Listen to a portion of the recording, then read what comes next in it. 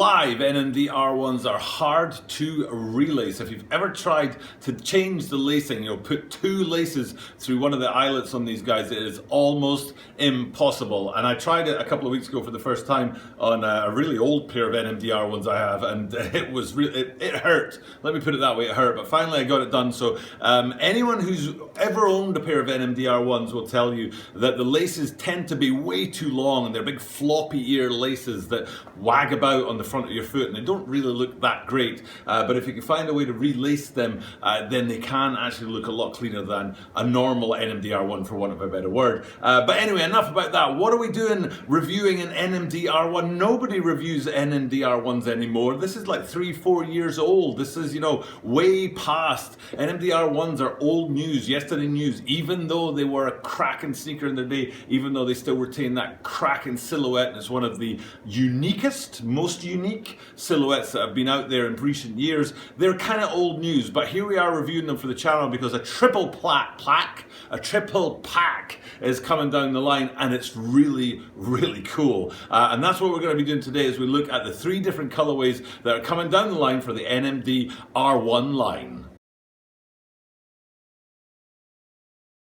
This is a Tokyo About a 23 Sneaker channel. Tokyo About a 23 Sneaker channel day. It's my Nichi Absolute all day, my Nichi Media aside. Every single day from Tokyo, Japan, I bring you content about upcoming sneaker releases, sneaker news, and sneaker reviews. And today we're looking at this upcoming release of a 3-pack from the NMD line from Adidas. And it's based mainly around the Solar Red. So you've got the Solar Red behind me here now, and then its companion sneaker, which is the white Solar Red, and again that should be behind me now. But then a third one that they stuck in there was Metal Grey, and that doesn't seem to have anything to do with the other 2 sneakers. Now the 3-pack, all in a one, they have the same kind of features and detailing on them, but the first 2, their colors kind of match up, but then you've got that grey one kind of sticking out the side all on its own. So there is commonality between the 3 sneakers, but there's kind of like 2 in 1 rather than a 3 altogether. And what we're going to do today is we're going to look at the detailing on these, find out what it is that's cool about them and worth me doing a review about them, and why potentially you could go out there and pick yourself up a pair, because these are actually pretty cool. So the first thing that we're going to do is we're going to look at the way that these shoes are structured. Now basically, and it doesn't look like it, but basically all 3 shoes are triple something. There's a triple white, a triple red, and a triple grey. Now that doesn't look like the case, because if you look at, for example, go with the triple reds, if you look at the bricks on the side, one brick is black and the other one is white. There's a bit of black detailing towards the front of the sneaker. The pull tab on the back isn't in the triple red colorway, but the reason why I call it triple red is because the upper is red, the midsole is red, which is a good thing on a Boost sneaker, and the outsole is red as well. So that's where I'm getting my triple from. But if we go to the Solar Red white and have a look there, you can see white, white, white, and then if we flip it over to the Metal Grey, you can see again grey, grey, grey, and in the case of these grey ones here, that mid-foot boost unit, the midsole boost unit on there has been coloured in grey as well. Something I like to see on sneakers. Actually, I didn't even think about this, but I'm wearing a pair of triple black Ultra Boost 3.0s today, and you can see the Boost midsole has been coloured in black, one of my favourite shoes of all time. So yeah, when they colour in that Boost on there, it's one of my favourite things. I really appreciate it. I'm happy to see that on here. I'm sure that the Boost on the Solar Whites is not coloured, because Boost is white naturally, in its natural state. So that's not coloured white, it's just white to go with the upper and the outsole.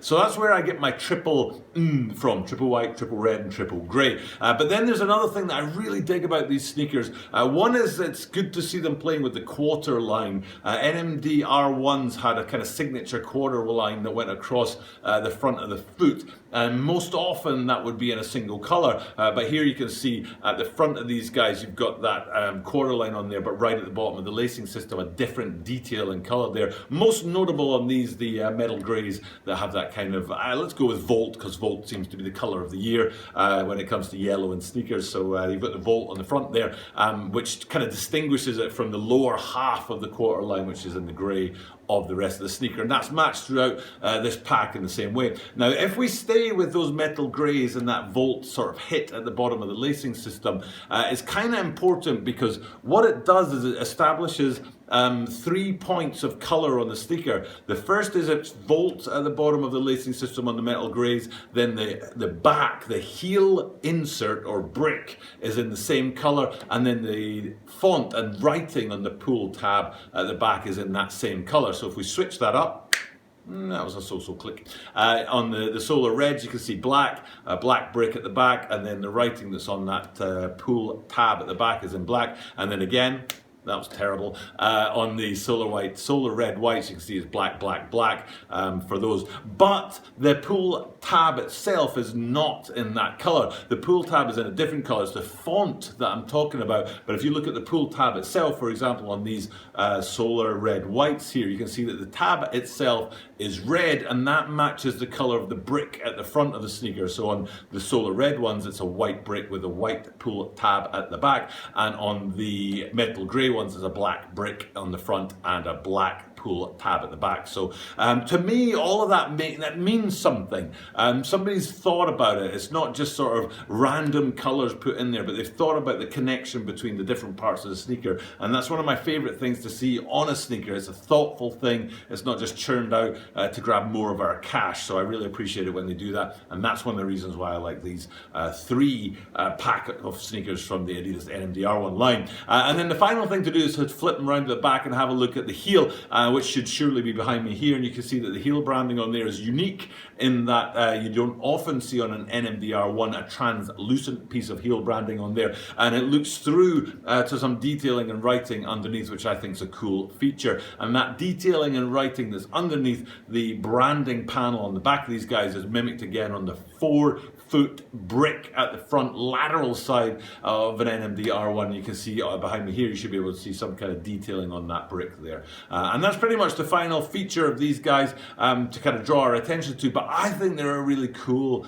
NMDR1 pack. I like them a lot. I especially like them because NMDR1s have sort of They've experimented a little bit with them. I own a few pairs of NMDR2s as well, which are very different. But there have been some experiments with the NMDR1s. For example, a kind of heel support system that was trialed that came around the back of the sneaker, which is dropped. But these are the classic OG NMDR1 silhouette. None of this sort of playing around with it, or there was a time when they played around with sort of square paneling behind the brick inserts and things like that. So, but this is just your bog standard, straight up OG NMDR1 silhouette, and I think all 3 of them are pretty cool. If I had to have my pick, I'd probably go with the red guys because I think red's a really cool color for a pair of sneakers. But any of these 3, definitely a win as far as I'm concerned.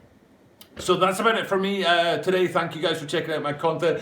Please do remember, on Sunday, one of my viewers has sent me a video of some rare samples to put up on the channel. I love it. I love it when you, the viewer, checks in and actually, passes stuff back to me, and I get to learn about some of the amazing sneakers that I've never seen before. And in this particular case, it's samples, and they are really cracking samples. So definitely make sure you put it in your calendars to check out that video coming this Sunday. And also, the last thing I always do at the end of all of my videos is I throw up a link to the Butter Movement playlist that contains some of the rarest sneakers in the world. And if you click on that link that I'll put up in a minute, it will bring up a menu of other videos, and you can check out whichever one you want. So here's a link to that. And with that being said, it's time for me to sign off. Thank you guys for checking out my content. But as I do this every single day, that means that you are guaranteed to see me tomorrow.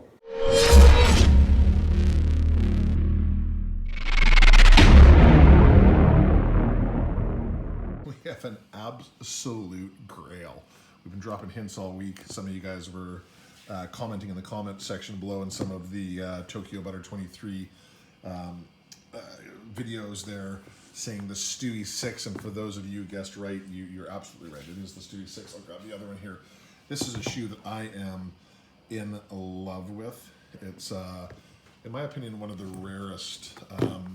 Maybe you guys look underneath the tongue. You got Stewie's eye there. I think it's on this side. Or no, it must be the other side here. You've got that, and then must be on this one maybe. I can't remember. There's somewhere here. There's the little wand of Stewie inside. You've got the little laser beam thing going on. But just the Stewie colorway is all through this. For those of you who haven't watched The Family Guy, it's one of LeBron's favorite shows. So he wanted sneaker that was inspired by the Family Guy, and so he went with this colorway here on the very iconic spaceship LeBron 6s. These things are terribly uncomfortable to wear, but incredibly beautiful in terms of its design. It just screams all of the Stewie. For those of you who know the character, I'll put it up here, but you can see throughout. It's got the yellow, the sort of the orange here, the red.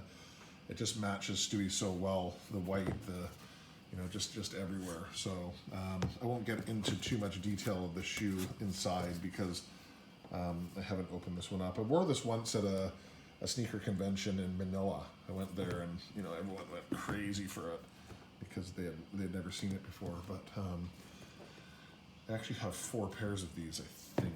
3 or 4, I can't remember. But give you guys a closer look. So yeah, congratulations guys. If you were right and you guessed the LeBron 6 Stewie Griffin.